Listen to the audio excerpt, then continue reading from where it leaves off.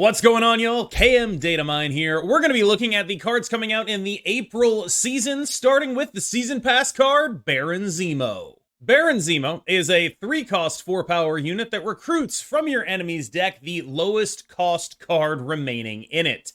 Now, to me, that means that this card looks and plays, I would think, very similarly to Gladiator, with a 3-4 base stat line and upside in the range of anything from a, probably a 3-6 to like a 3-11 or 12, depending on what you're hitting. This could be an extremely powerful card. I make the Gladiator analogy because, like Gladiator, this is an overstatted 3-drop with a potential serious downside. Gladiator's serious downside is if it pulls something too big, that'll stay on the board and you'll probably die.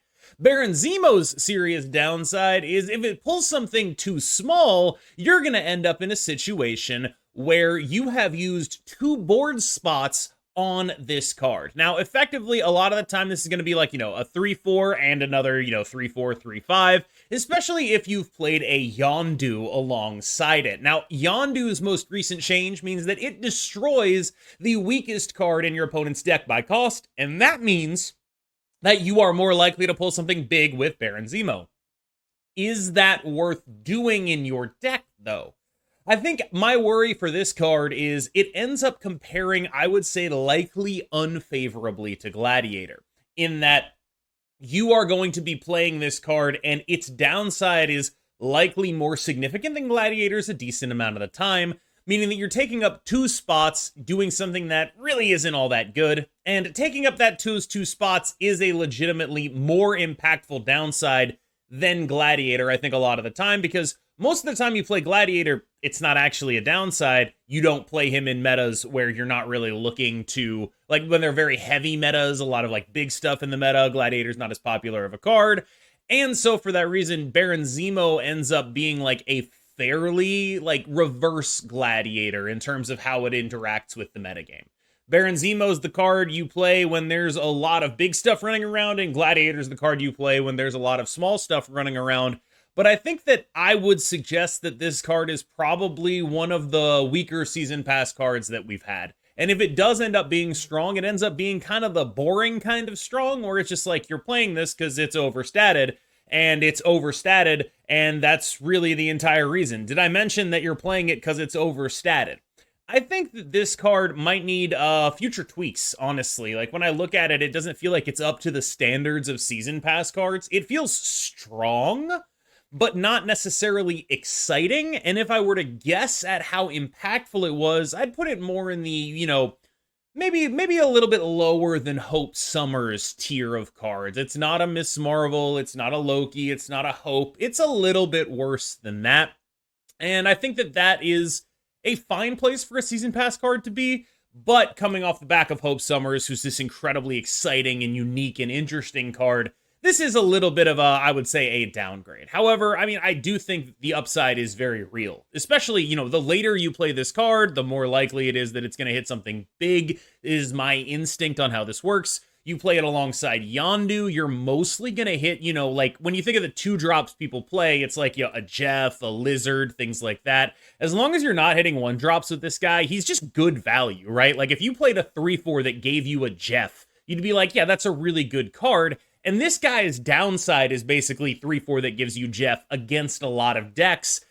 Just, it gets a little bit more iffy when Thanos is running around, right? Because it's like, okay, it's a 3-4 that gives you an Infinity Stone. Is that good? I think it's good, but it is taking up some legitimate board space. And what if the stone is like Power Stone? It's a little awkward, right? Because like, it does feel like the downside is basically 3-7 over 2 board spaces, which is, I think, good. I think that's a good card, and I think this card is a good card, but it's good on rate a lot of the time and not necessarily overwhelmingly exciting. If this card sees play, it's because people are in the market for good 3-drop, and I think this could end up being just a great curve card, but it's not like a super exciting curve card. It's just like a new version of Gladiator. And I think, we've seen from Gladiator's play that there's a lot of interest in cards like Gladiator, and this is basically like if they slapped Gladiator on the Season Pass is sort of how I think about it.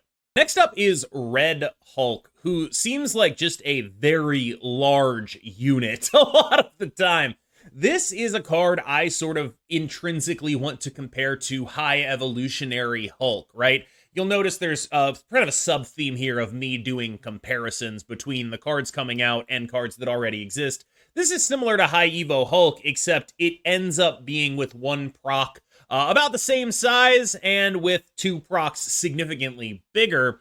So being, a 614, a 618 especially, like if you think this guy is reliably getting to 618, he's instantly up there with cards like Blob in terms of biggest 6-drops in the entire game. And I think being very, very large is a good thing to be. Like being an 18 to 22, I don't think that's going to happen a lot, but it can happen. And I think this is an interesting counterweight to sort of Hope Summers decks, because Hope Summers decks tend to float one energy a decent amount of the time. And so if Hope Summers decks ever get too oppressive, this is the kind of card that's like, all right, you know what? I am a 622. And if you are playing a 622, that is insane. Like that is an insanely large thing. That is basically the sort of the breakpoint for like where one card can instantly win a lane, is like when it gets like above 20 and starts really pushing into those mid 20s. That is the kind of card that is going to absolutely dominate you. This is also a very potent counter card to many high evolutionary strategies, which are built around passing with energy open for Sunspot, for Misty Knight, for High Evo Cyclops, for basically like the whole deck. Like that's what it's built around doing. And for that reason, I think that this card will find a place. I worry that if Thanos stays in its sort of current configuration, it just becomes a card that Thanos gets to play for free, and that is not exactly what I would hope for it to be. I also worry that it's the kind of card that's just its presence can force the things that it wants to beat out of the meta, and that means that it might not have a ton of use. Like between Luke Cage and this, it feels like there are very ready-made counters for like whatever it is any high evolutionary deck wants to do at any given point in time. And that makes me less inclined to play high evolutionary decks, which in turn makes other people less inclined to put the counters for high evolutionary decks in their deck. And you can sort of see how just the presence of this card might actually lower its own effectiveness, because it seems like it would be very effective at dealing with what it's trying to deal with here. Now, I do think there is something to be said for just being like, this is going to be like a pretty big guy. I'm going to play him, and then his upside is maybe I'll get him to 614, maybe I'll get him a little bit higher. And I think that's sort of how he's going to be. But the issue is, if you're not a Thanos deck, if you're not specifically trying to counter high evolutionary, I think there probably are better 6-drops to play. I think most of the time, if I'm not specifically targeting, something like trying to target, Hope Summers or high evolutionary, I'd rather play Magneto or Dr. Doom. And I think that that is generally going to remain true even after Red Hulk comes out. But I do think that people tend to underestimate just how good 6 arbitrarily large has been. It was great with original High Evo Hulk. It was great with Blob. And if this guy gets to that size, he will end up mattering. US Agent strikes me as a pretty powerful card. I think when you look at this card, you see a 2-5 to a 2-8 a lot of the time.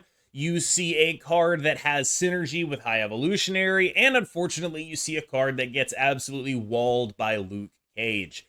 This is a card where the overwhelming majority of its power is tied up in the negative power affliction effect that it has, and that means that there are going to be decks that are going to be able to use this extremely well. One deck that really comes to mind right now is the sort of Moon Girl, Abomination, High Evolutionary type deck, because in that deck, this card gets to fill 2 roles. It is simultaneously an enabler and the kind of card you like duplicating. So you're enabling your Abominations with this, sure, but also you duplicate it, you play it on the final turn of the game, and you absolutely get to ruin some people, because this guy ends up being very impactful.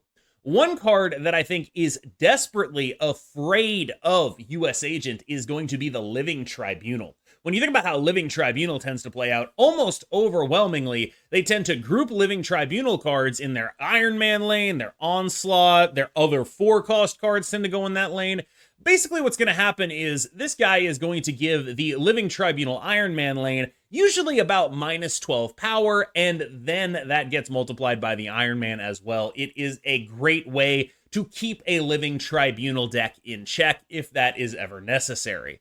This is also just a card that is good against, decks that are trying to cheat a lot of big guys onto the field. So I think there's like some efficacy towards that in Hela, right? Where you look at a deck like that Moon Girl kind of She-Not type thing where you're doing like Moon Girl and, She-Hulk and Abomination. And maybe before you might not have had enough power to make sure that you were going to be able to win against a Hela. But now you have this guy, and it's like, that's a 2/8 if it gets like 2 hits on 6 drops, and that's just really good. This hits everything in Hela, like actually everything, Black Cat on up.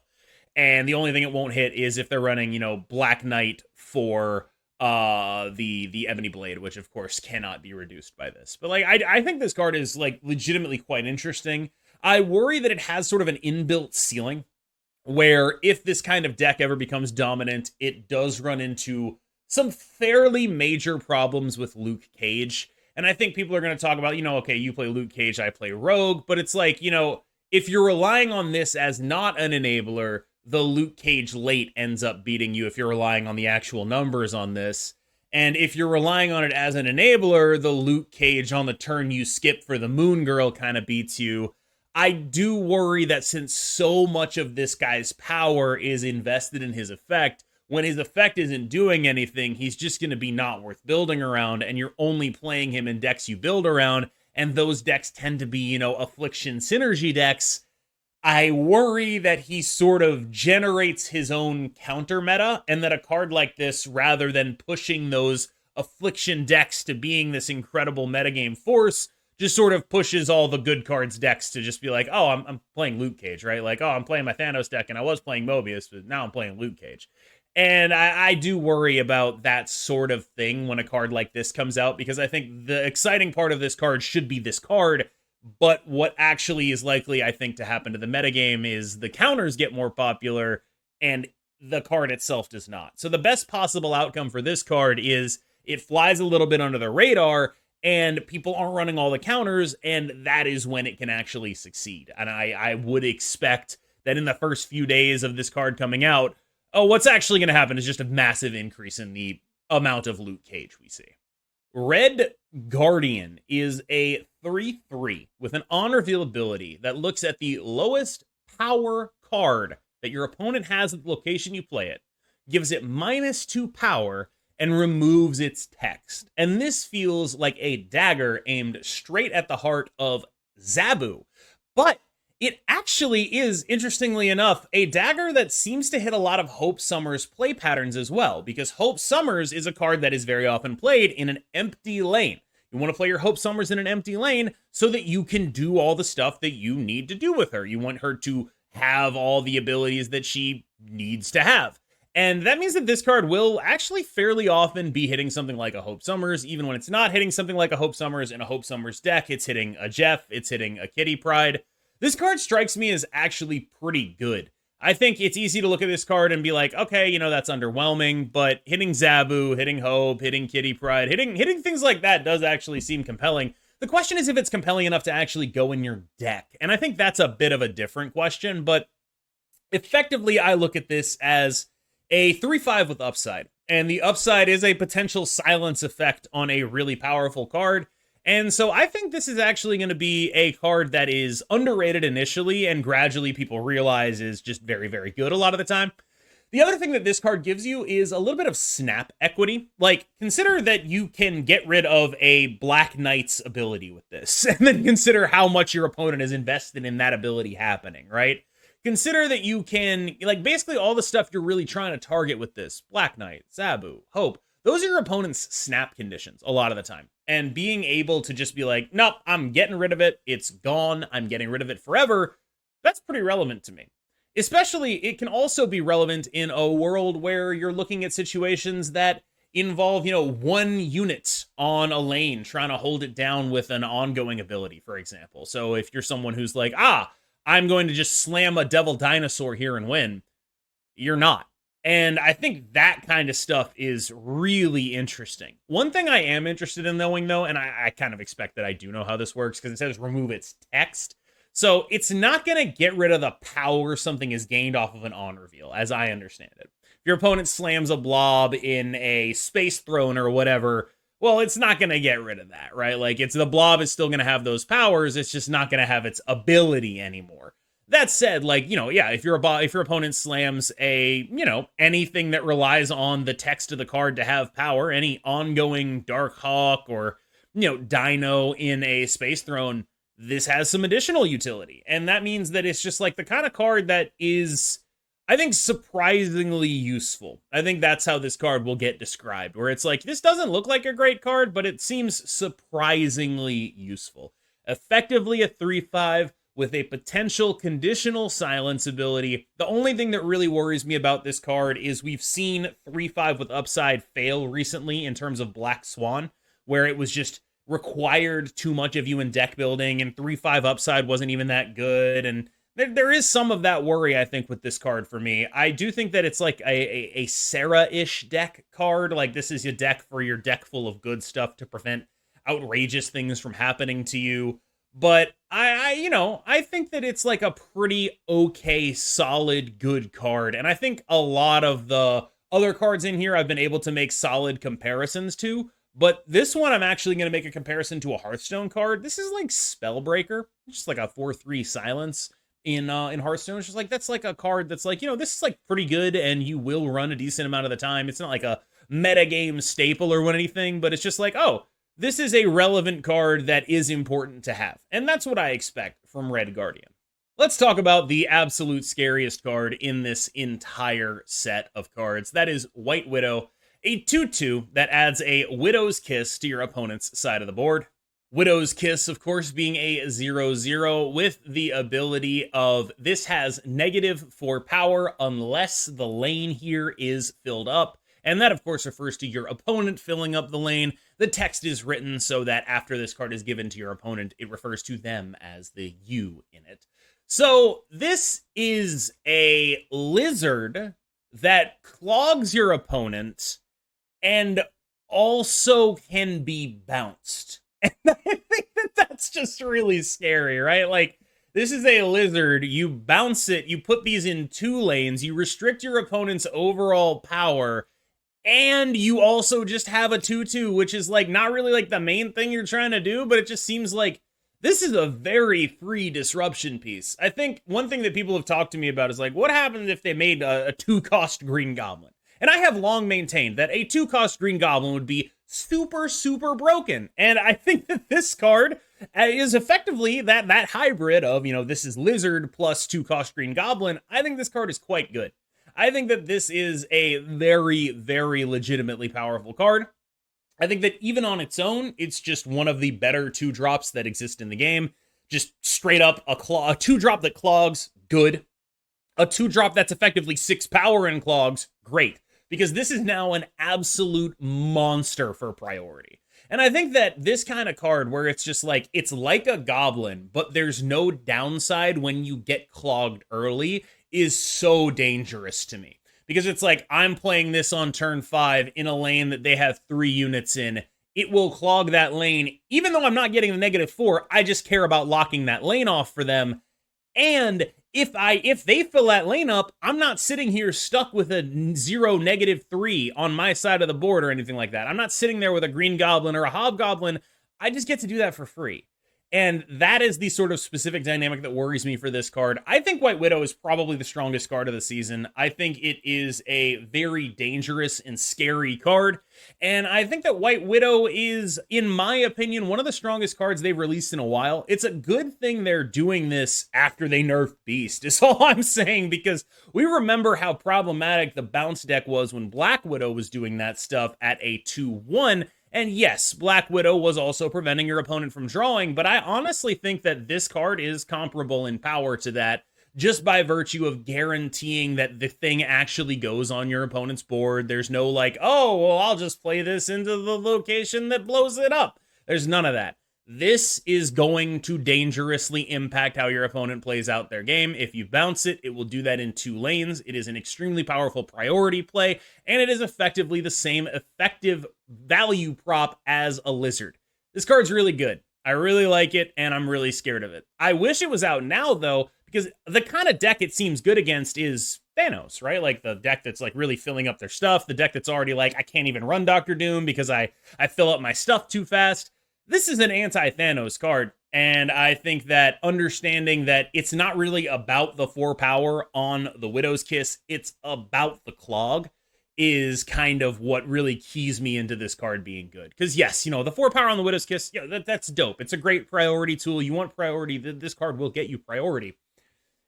The clog is the thing. And the fact that it's both a priority and clog card really makes me wonder about a potential Alioth-type lockdown build. And that's the scary thing with this card to me. Because not only is this a clog card, it is a priority card. It forces your opponent to focus on one lane or be losing priority significantly because of that -4. You play it multiple times. That's really scary. You are clogging lanes, which means you can guarantee that you've won them, which means that once you have those lanes locked up, you play the card Alioth. You see where I'm going with this.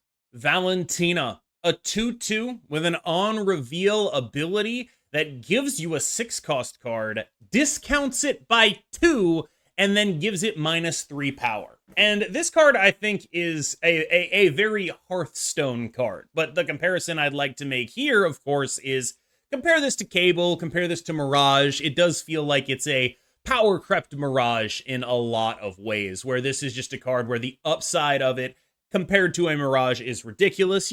If you go Quinjet into Valentina, you play a Magneto that's 9 power on 3. It can't get Shang-Chi. There's just a bunch going on there, right? And there are some really bad hits off of Valentina. You can hit, Null in a lot of matchups. Arnim Zola at -3 power is pretty hard to use, but hey, you could probably find a good use for it, given that you have an Arnim Zola pretty early. Like, this is a dangerous card, in my opinion. I think a lot of what this card is going to do is not fair, and I think it's going to be one of those cards where the complaints about it will outweigh how actually good it is, because people will complain about it when it does something really strong against them, but won't really notice when it doesn't.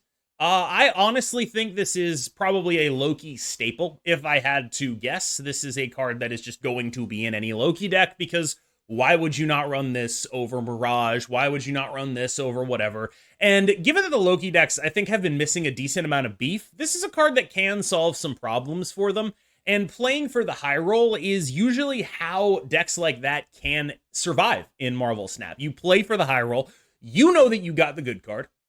They don't know that you got the good card. If your opponent opens Quinjet into Valentina and snaps, I feel like you better be very sure you're doing something really good. It can feel a lot like your opponent snapping on the raft, I think. Because, yes, it is worse, but it's still sort of comparable in that they're saying, I'm doing something that is like prohibitively better than what you're doing, and you don't really know what that is. So I'm going to be playing, a Doctor Doom that's like 12 power, right? I'm going to be playing a Magneto that's 9 power, maybe it clogs you. I'm going to be playing a Blob that's going to be like 12 power. Like, I'm going to be doing a bunch of stuff that you don't know what it is. My range is enormous, and some of the stuff at the top end of that range is absolutely horrifying.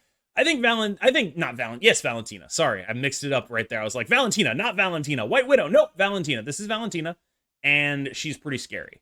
And I wonder if they're not going to need to add maybe like another lever of balance onto her, because the delta for 6 drops is so large. Like, she can give you a 6-3 that does nothing, or she can give you about a 6-12, right? And since you have perhaps Quinjet and her own discount on there, you're looking at a card that is, quite powerful, but the delta is quite large. One thing that makes this card a little less scary is the general prevalence of Mobius M. Mobius, both right now and in response to previous metagames like this.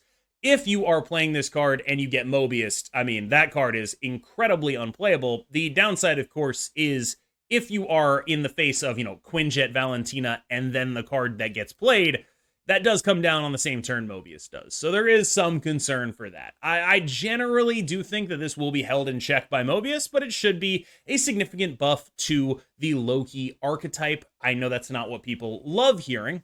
One thing I'm interested in this card, though, is this just a card that's like a significant buff to a lot of archetypes? Like, is this good enough to be a mid-range good stuff card? Is this the kind of card that you'll play in like your Zabu deck or whatever. Is this competitive with Jeff? Is I think my major question. And I think instinctively I would say, probably not, but I can kind of see how it could be. I worry that this might get sort of pigeonholed to Loki decks where it actually could be good, even just as like I don't know what 2-drop I'm going to run in here. I'll put a Valentina in here, see what happens. Get some good stuff, not get some good stuff. It is what it is. I think it would be a lot safer for them to print this card at 2-1 to sort of prevent that kind of eventuality. But I think it's good that there is sort of an open question about what this card's role is outside of Loki. So overall, I would say this season reminds me a little bit of the Black Order season, which is there's a lot of like good cards in here, and few of them seem to be great. That was my take on the Black Order season. And as we all know, Corvus Glaive, Proxima, Cull Obsidian, those ended up being good to great cards. So I think that this is the kind of season that can really be similar to that. Obviously, the card I am most worried about, which probably means it's the strongest, is White Widow. My fear with her is that she's an excellent priority tool, an excellent bounce tool, and scary with Alioth. I think that Red Hulk is an exciting and potentially extremely large guy, and those kind of cards have almost never been bad. It's actually kind of shocking how rare it is for them to release an extremely large 6-drop and how good each time an extremely large 6-drop has been. Historically, those kind of cards have succeeded. I do have my worries with Red Hulk in that it will likely or potentially push out a lot of its counters. US Agent is an exciting and powerful effect, but I think it will eventually be the kind of card that is a little bit more niche and a little bit more uniquely played. You got to be building for it, and it does sort of invite its own counterplay. And I think that is the likely outcome of at least US Agent Week. Now, as far as the other cards in the grouping here, Red Guardian is the card I am the most ambivalent on.